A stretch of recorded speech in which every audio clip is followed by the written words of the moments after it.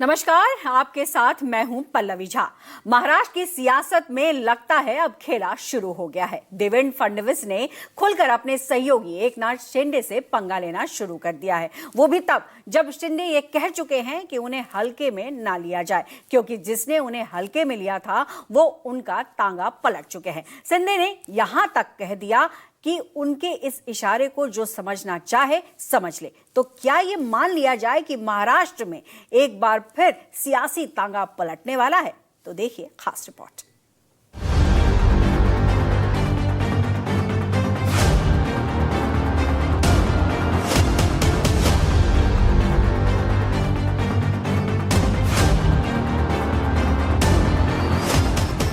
मी कधी कधी म्हणतो या एकनाथ शिंदेला हलक्यात घेऊ नका. तुम्ही हलक्यात घेतलं, तुमचा टांगा पलटी करून टाकला.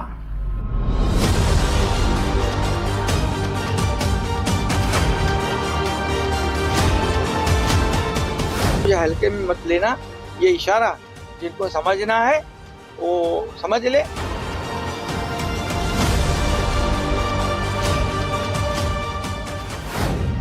महाराष्ट्र की राजनीति में नया फसाना।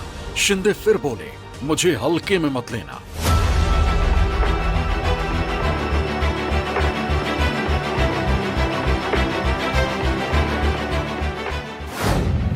शिंदे का अल्टीमेटम, फडणवीस का एक्शन। बदलने वाला है मुंबई टू दिल्ली का समीकरण।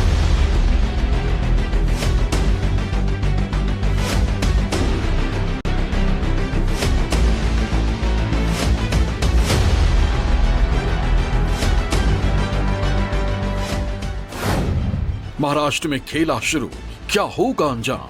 छिड़ गया शिंदे फडणवीस में सत्ता संग्राम।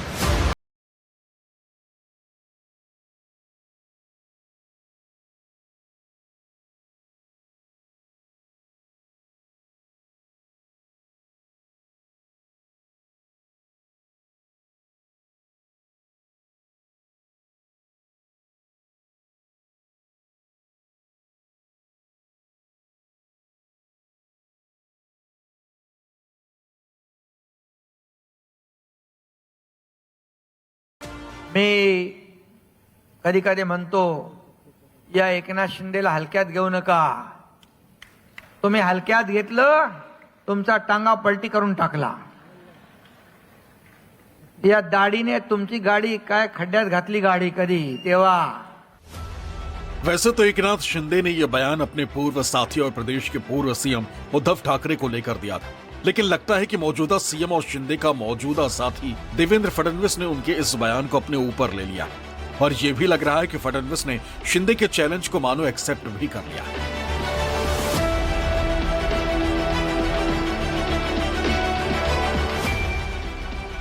तभी तो सीएम फडणवीस ने एक ऐसा फैसला ले लिया है जो डिप्टी सीएम एकनाथ शिंदे को शायद ही गवारा हो, क्योंकि मौजूदा सीएम फडणवीस का यह फैसला पूर्व सीएम शिंदे के पुराने फैसले के खिलाफ है। दरअसल सीएम देवेंद्र फडणवीस ने एक हाउसिंग प्रोजेक्ट की जांच के आदेश दिए जो शिंदे के मुख्यमंत्री कार्यकाल के दौरान शुरू हुई थी। यह हाउसिंग प्रोजेक्ट जालना जिले के खरपुड़ी गांव में है, जिसकी कीमत लगभग 900 करोड़ रुपए है। शहरी विकास विभाग के अंतर्गत आने वाले city and industrial development corporation of Maharashtra limited यानी सिडको ने 2019 में खरपुड़ी गांव में 301 एकड़ जमीन पर एक बड़ा हाउसिंग प्रोजेक्ट बनाने की योजना बनाई थी। प्रोजेक्ट की तकनीकी आर्थिक व्यवहार्यता रिपोर्ट तैयार करने के लिए MS एनसेट एंड यंग को सलाहकार नियुक्त किया गया था। इस रिपोर्ट में जालना में पानी की कमी, समृद्धि एक्सप्रेसवे के पास एक ऐसी परियोजना की योजना और क्षेत्र के लोगों की कम क्रय शक्ति जैसी समस्याओं का हवाला देते हुए कहा गया था कि ये परियोजना व्यवहार्य नहीं होगी। ये रिपोर्ट सिडको को सौंपी गई और जनवरी 2020 में इसकी बोर्ड बैठक में इस पर चर्चा की गई। सिडको ने तब घाटे का सौदा बताकर सरकार से अधिसूचना रद्द करने का अनुरोध किया था, जिसे तत्कालीन उद्धव सरकार ने मानते हुए जुलाई 2020 में परियोजना रद्द कर दी थी। लेकिन प्रदेश में शिंदे की सरकार आने के बाद फरवरी 2023 में परियोजना के लिए फिर से अधिसूचना जारी की गई और भूमि अधिग्रहण की प्रक्रिया शुरू हुई। तब शिंदे सीएम के साथ साथ शहरी विकास विभाग के प्रमुख भी थे। शिंदे के फैसले के बाद सिडको ने अपना काम शुरू कर दिया था।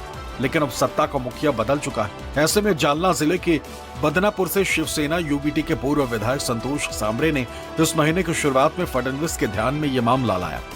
सांबरे ने मुख्यमंत्री से 2023 में परियोजना पर सिडको के यू टर्न के बारे में शिकायत की और आरोप लगाया कि इसे एक अन्य निजी फर्म द्वारा तैयार की गई रिपोर्ट में हेर फेर के बाद पुनर्जीवित किया गया था। 19 ला रद्द झालेला प्रकल्प परत एकदा नोटिफाय करण्यात आला। या संदर्भात भूमाफियांनी जालना शहरामध्ये शेतकऱ्यांकडून कवडीमोल भावाने जमिनी घेतल्या आणि सिडको प्रस्तावित करण्यासाठी शासनाला सादर केलं। आमची मागणी अशी आहे की या भूमाफियांची एसआयटी मार्फत चौकशी करावी। मी माननीय मुख्यमंत्री महोदयांना या संदर्भात पत्र दिलेलं होतं। माननीय मुख्यमंत्री महोदयांनी याची तात्काळ दखल घेऊन मुख्यमंत्री सचिवालयाने या संपूर्ण प्रकरणाची चौकशीचे आदेश दिलेले आहे। हालांकि इस बाबत जब शिंदे से पूछा गया तो उन्होंने क्या कहा, ये भी सुन लीजिए। ज्या बाबतीमध्ये मी माहिती घेतो, आम्ही जे सुरू केलेले प्रकल्प आहेत लोकहिताचे प्रकल्प, आणि त्यावेळेस मी मुख्यमंत्री होतो, देवेंद्रजी उपमुख्यमंत्री, अजितदादा उपमुख्यमंत्री होते, त्यामुळे आम्ही जे जे प्रकल्प सुरू केले ते लोकहिताचे केले। या बाबतीमध्ये मी माहिती घेतो। दिलचस्प बात यह है कि मौजूदा वक्त में एकनाथ शिंदे भले ही डिप्टी सीएम है, लेकिन शहरी विकास और हाउसिंग मंत्रालय उनके पास ही। ऐसे में फडणवीस और शिंदे के बीच तनाव बढ़ना भी लाजमी है। महायुति 2.0 की सरकार बनने के बाद से मुख्यमंत्री देवेंद्र फडणवीस और उप मुख्यमंत्री एकनाथ शिंदे कई मुद्दों पर आमने सामने आ चुके हैं। अब तक इसे कोल्ड वार कहा जाता था, लेकिन जिस तरह से मुख्यमंत्री देवेंद्र फडणवीस ने एक कदम आगे बढ़कर जालना सिडको परियोजना की जांच शुरू की है, इससे ऐसा लगता है कि अब मुख्यमंत्री देवेंद्र फडणवीस एकनाथ शिंदे को टेंशन देना शुरू कर दिए हैं। जानकार कहते हैं कि दोनों नेताओं के बीच सब कुछ ठीक नहीं चल रहा है और इसका असर महायुति सरकार पर भी आगे दिखाई दे सकता है। सवाल इसलिए क्योंकि सीएम फडणवीस ने यह फैसला ऐसे समय पर लिया है जब एकनाथ शिंदे लगातार खुद को हल्के में ना लेने की बात कह रहे हैं, यहां तक कि वो तांगा पलटने का भी लगातार जिक्र कर रहे हैं। या रोज आरोप प्रत्यारोप ये ते रोज आज पण मी कधी कधी म्हणतो या एकनाथ शिंदेला हलक्यात घेऊ नका। तुम्ही हलक्यात घेतलं, तुमचा टांगा पलटी करून टाकला। या दाढीने तुमची गाडी काय खड्ड्यात घातली गाडी कधी तेव्हा। ये तो मैंने पहले ही कहा है, जिन्होंने मुझे हल्के में लिया है, मैं एक कार्यकर्ता हूँ, सामान्य कार्यकर्ता हूँ, लेकिन बाला साहब और दिगे साहब का कार्यकर्ता हूँ, ये समझ के मुझे सबने लेना चाहिए। और इसलिए जब हल्के में लिया तो 2022 में टांगा पलटी कर दिया, सरकार को बदल दिया, आम लोगों के मन की सरकार को हमने लाया वहां पर।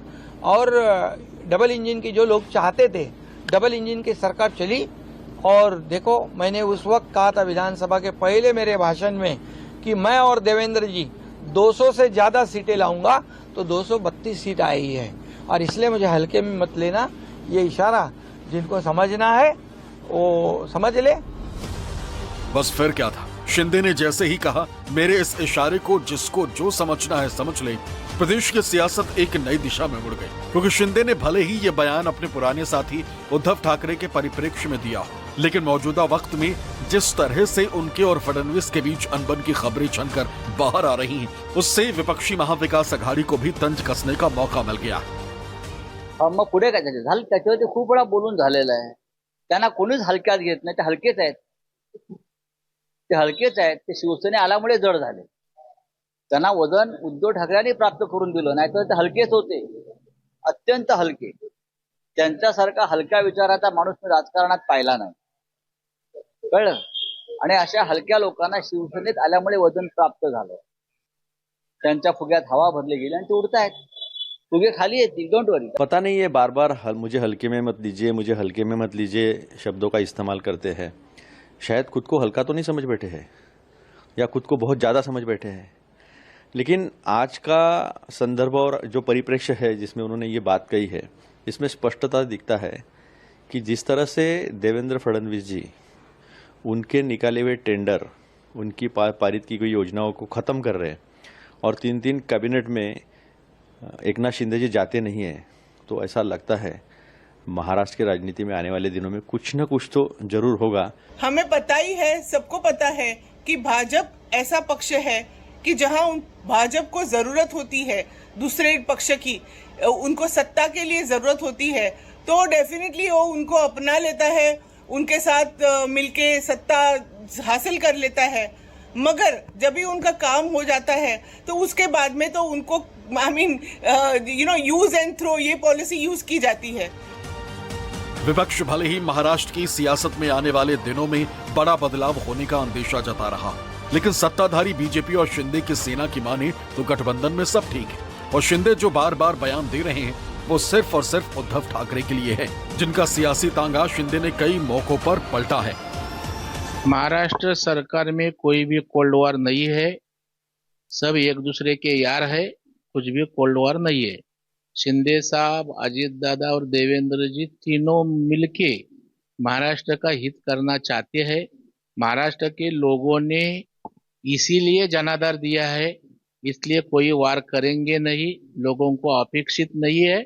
उद्धव ठाकरे ग्रुप जो है, यूबीटी ग्रुप, उनकी तरफ से इस प्रकार की बयानबाजी शुरू है।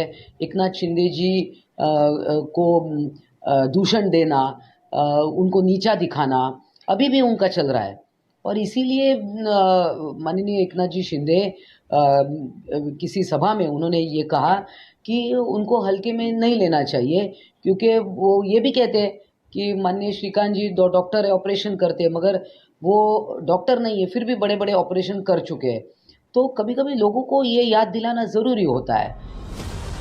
खैर, एकनाथ शिंदे का ये बयान भले ही उद्धव ठाकरे को लेकर था, लेकिन मौजूदा वक्त में फडणवीस के साथ जो उनके मनमुटाव की बातें सामने आ रही हैं, उससे भी शिंदे के इस बयान को जोड़कर देखा जा रहा है। दरअसल माना जाता है कि एकनाथ शिंदे के मन में दोबारा मुख्यमंत्री न बन पाने की कसक अब भी बरकरार है। सियासी गलियारों में भी चर्चा है कि इस बात से शिंदे अभी तक उभर नहीं पाए हैं। उनकी नाराजगी तब खुलकर सामने आ गई थी जब कुछ दिनों पहले तक एकनाथ शिंदे ने फडणवीस की मीटिंग से दूरी बना ली थी और जाना बंद कर दिया था। हालांकि बाद के कुछ मीटिंग को उन्होंने जरूर अटेंड किया, लेकिन तब तक ये बात आम हो चुकी थी कि सीएम देवेंद्र फडणवीस और डिप्टी सीएम एकनाथ शिंदे के बीच कोल्ड वॉर चल रहा है। इसके पीछे कई वजह भी। दरअसल जालना सिडको प्रोजेक्ट के अलावा भी एकनाथ शिंदे के कुछ और फैसले हैं जिस पर मुख्यमंत्री देवेंद्र फडणवीस ने नकेल कसनी शुरू कर दी।